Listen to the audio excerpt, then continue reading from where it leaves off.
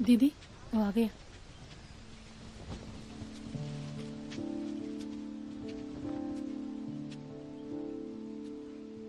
ఎందుకు వచ్చావు? మిమ్మల్ని క్షమాపణ అడగడానికి వచ్చాను. ఆ రోజు తెలియక ప్రేమించాను, ఇప్పుడు ఇంకేం లేదు. నేను అది చెప్పడానికి వచ్చానండి. నేనెంతటి తప్పుడు బతుకు బతికానో నాకు ఇప్పుడే అర్థమవుతోంది. అయినా నన్ను బెయిల్లో తీసుకొచ్చారు. థ్యాంక్స్ అండి. నా మీద మంచి అభిప్రాయంతో కాదని నాకు తెలుసు. అయినా మిమ్మల్ని ప్రేమించేంత అర్హత నాకు లేదండి. మీకు వీలైతే ఏరియా వైపు రండి, నేనుంటాను. చెల్లుంటుంది, అలాగే నా ఫ్రెండ్ వాసు, జనమంతా ఉంటారు. నన్ను మీ ఫ్రెండ్ అనుకోండి, సంతోషంగా ఉండండి. ఉంటాను.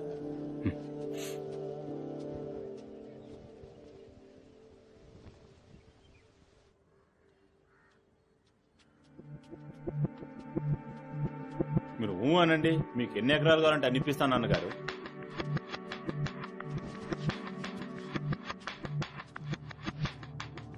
రా రా వాసు, కూర్చో. నమస్తే అన్నగారు. నన్నెందుకు మనుషుల్ని పెట్టి కొట్టించారు? అయ్యయ్యో, నేనెవరిని పంపించి నేను కొట్టమని లేదయ్యా. నీకు ఇలా జరిగిందని తెలియగానే నేనే వచ్చి చూద్దాం అనుకున్నా. ఎప్పుడు? మీ ముందే నడుచుకుంటూ వచ్చి కూర్చున్నాను. మొహం మీద గాయాలేంటని కూడా అడగలేదు ఇప్పటి వరకు. ఏంటన్నగారు? థ్యాంక్స్. మీరు ఆశపట్టట్టుగానే ఆ పాత సింహం చచ్చాడు. ఇప్పుడున్నది వేరే. మీరెలాగూ నన్ను ఊరికే వదలబోయేది లేదు,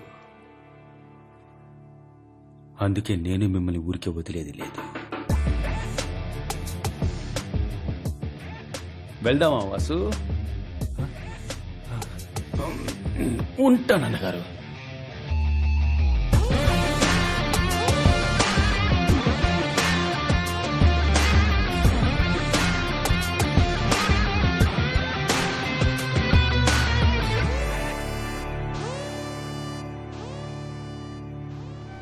ఏంట్రా రాయపతో అలా మాట్లాడేశావు? వాడు నిన్ను ఊరికే వదిలిపెట్టట్రా. వాడిని వదిలేరా, పుట్టినప్పటి నుంచి వాడిని చూస్తూనే ఉన్నానుగా. వాడేం చేస్తాడో నాకు తెలుసు. తీసుకున్న డబ్బుకి విశ్వాసంగా మన ఏరియా నమ్మకుండా వదలడు. ఆలోగా మనం ఆ డబ్బు ఎక్కడుందో కనిపెట్టి దాన్ని ప్రజలకు పంచి అందరినీ ఏకం చేయాలరా. అదే వాడికి పెట్టే మొదటి ఫిట్టింగ్. బావా, నాకిప్పుడు నీకు వాడికి తేడా తెలియట్లేదు. ఇద్దరు ఒకేలా ఉన్నారా. ఆ డబ్బు నా దగ్గరే ఉంది. రా వెళ్దాం.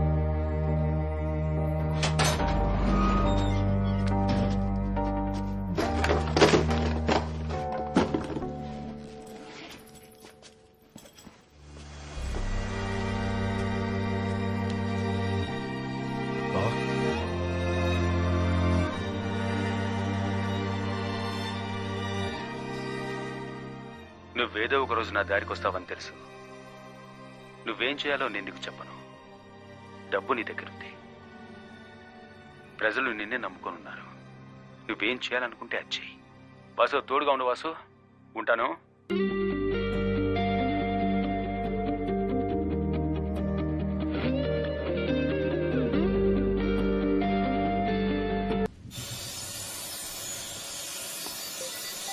ఇదిగో బాత్రూమ్లు పక్కాగా ఉండాలి. నేను చూసుకుంటాను సింహం, వస్తా. అన్నగారు చెప్పండి.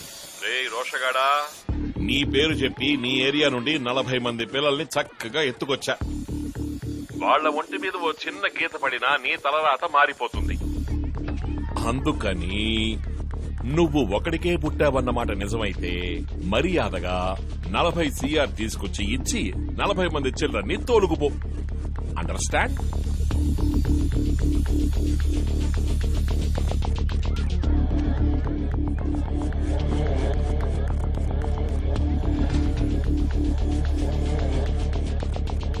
చెప్పు బావా. సరే,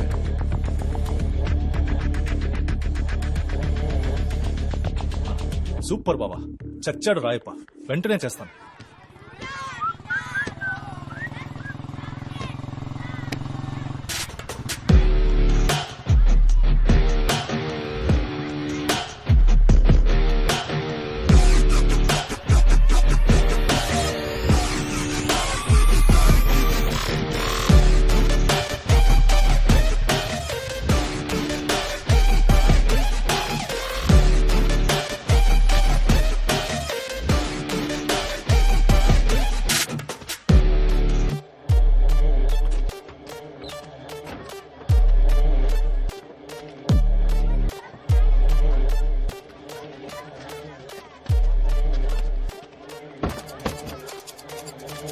నువ్వే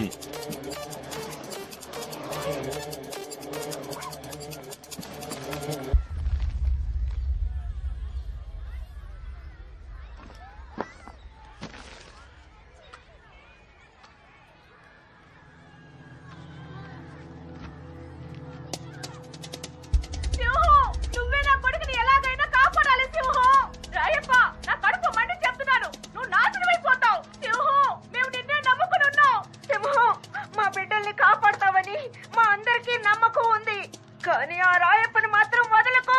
నిన్నే నమ్ముకున్న మమ్మల్ని మోసం చేసావు కదరా, ఇకపై మేము ఎవరో నీకు ఓటేయవురా. నిన్ను సీఎం సెల్కి ముందే వెళ్ళిపోయింది. వెంటనే నీకు ఫోన్ వస్తుంది.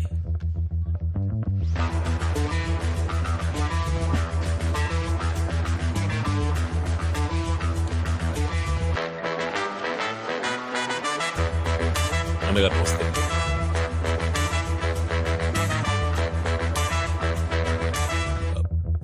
ఇదిగో వస్తున్నా అన్నగారు.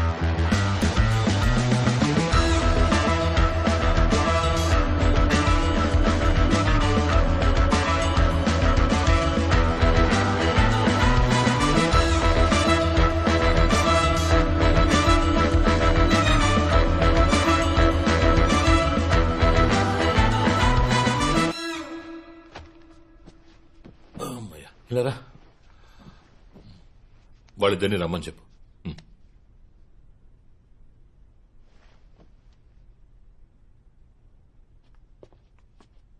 నమస్కారం అన్నగారు. రారా అయిపా. బాబు, నువ్వు అక్కడే ఉండు. నువ్వు అక్కడే ఉండు. కూర్చో కూర్చో. చెప్పండి అన్నగారు.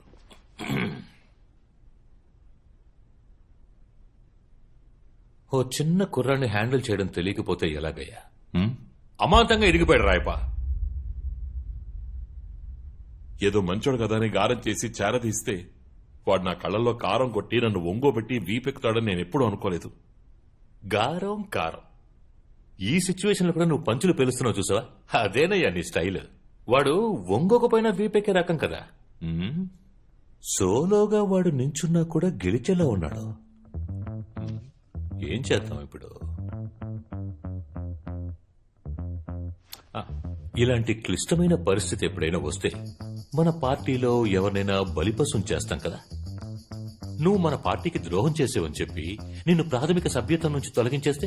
అన్నగారు మీరు sorry sorry sorry sorry sir, తప్పు అనుకోకు, నేనేదో వాగుతున్నాను. వదిలే అలాంటిదే వదిలే. నువ్వు ఉదయాన్నే వాకింగ్ వెళ్తావు కదా? షుగర్ ఉంది. పోనీ నువ్వు వాకింగ్ వెళ్ళినప్పుడు నేను లేపేస్తే? అయ్యో రాయప్ప, మొత్తం సెట్ చేస్తాను. కుర్రాళ్ళతో చెప్పాను, చూడండి అయ్యా, రాయప్ప మిగతా వాళ్ళలా కాదు, తను మన పార్టీ కోసం ఎంతో కష్టపడ్డాడు, అందువల్ల పెయిన్ లేకుండా లేపేయాలి, కావాలంటే షూట్ చేసేయండి అని అన్నాను. ఏంటి మన కుర్రాళ్ళకి మనకంటే ఎటకారం ఎక్కువ. ఏమండే, వాడిని షూట్ చేయడానికి వాడేమన్నా గాంధీయా, కెన్నడియా, అభిరామి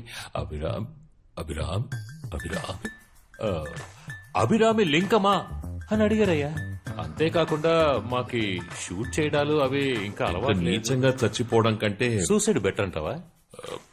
దానికి బదులుగా ఇందాక అన్నారు కదా, అదేదో సభ్యత్వం, కార్యకర్త అర్హత అని, అవన్నీ వదిలేసి నేనే వెళ్ళిపోతా. అదేనయ్యా, ఇది బాగుంది. మీరు బాగుండండి. ఈ కట్టప్ప మనకి పొడిచాడు పోటు. వాడి చూపు చూడండి, దొంగ కోళ్లు పట్టేవాళ్ళగా.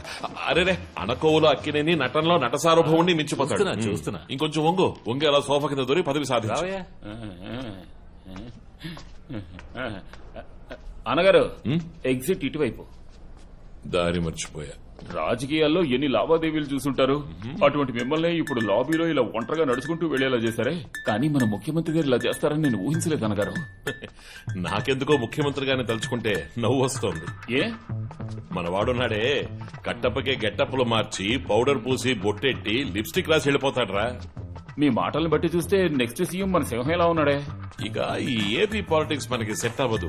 కేరళ, కర్ణాటక, తమిళనాడు, బీహార్, ఒరిస్సా, మహారాష్ట్ర అంటూ పోయి లాటరీ టికెట్లు అమ్ముకోవాల్సిందే. టాక్సీ. కూర్చో. లేదు పర్లేదు. అరే పర్వాలేదు, కూర్చోవయ్యా, కూర్చో.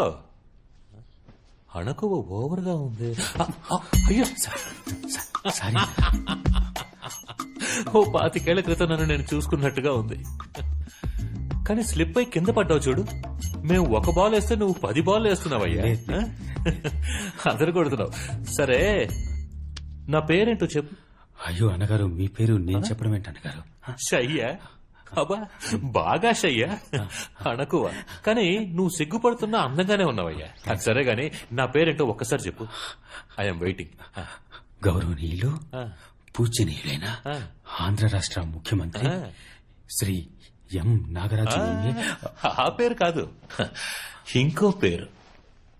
అది నాకు స్ఫూర్తినిచ్చింది. అది ప్రజలకు ఇంకా గుర్తుంది. నాన్న ఆ పేరు చెప్పు, ఆ పేరు చెప్పు. అవతారం. అవతారం. ఇప్పుడు మామూలుగా దేవుళ్లే కదా అవతారం ఎత్తుతారు. మరైతే నేనే కదా పార్టీకి దేవుణ్ణి. ఏంటి ఐస్ పెడుతున్నావా? అయ్యో ఐస్ నీళ్ళు అన్నగారు. Ice ice. అరే యాక్టింగ్ అదరగొడుతున్నావు. నువ్వు త్వరలో నాకు ఫిట్టింగ్ ఎట్టేస్తావు. అది అక్కడ పెట్టే ఎందుకు చేతిలో పట్టుకున్నావు? వదిలితే ఓ పెట్ట కదా చెప్పనా సరే నా భుజం మీద చెయ్యేసేలా ఉన్నావు. దగ్గరికి రా. చూడమ్మా, నువ్వు నాతో ఉంటేనే నాకు సేఫ్టీ. ఇప్పుడు నేను మన రాష్ట్ర నిధి గురించి మాట్లాడడానికి ఢిల్లీ వెళ్తున్నా. నువ్వు నాతో వస్తావా? అభి మే హిందీ బోల్తా హై, కుछ कुछ हिंदी लिखता है, पढ़ता है. अभी दिल्ली में जाता है. तुमको हिंदी मालूम है? వచ్చు అన్నగారు. बोलो. మై నేమ్ సింహాచలం అన్నగారు. ఇంతేనయ్యా హిందీ? కరెక్ట్ గా మాట్లాడావు. మై నేమ్ ఇస్ సింహాచలం, అంతే Hindi. Very good, very Thanks good. అన్నగారు. సరేరా మనం నడుచుకుంటూ ఢిల్లీకి పోదామా? సరే సరే అన్నగారు. నన్ను అరే ఆశీర్వదించండి. ఏంటిది? మర్యాద అన్నగారు. అరే ఢిల్లీకి నేనే వంగుతూ వెళ్ళాలయ్యా, అన్ని కేసులున్నాయి. మాజీ ఎమ్మెల్యే కార్యదర్శి అయిన రాయప్పని ప్రజా సంక్షేమ పార్టీ ప్రాథమిక సభ్యత్వం నుంచి తొలగించారు. పైగా జేకే నగర్ ప్రజల్ని మోసం చేసి వారి నివాస ప్రాంతాన్ని అపహరించాలనుకున్న ఆశీర్వాద్ సేవా సంస్థ మీద, దాని వెనుకున్న రాయప్ప మీద కేసు ఫైల్ చేయమని ముఖ్యమంత్రి ఆదేశించారు. రాబావా వెళ్దాం. రే మారేమనుకున్నాను, మళ్ళీ ఎప్పట్లో మొదలెట్టావంట్రా?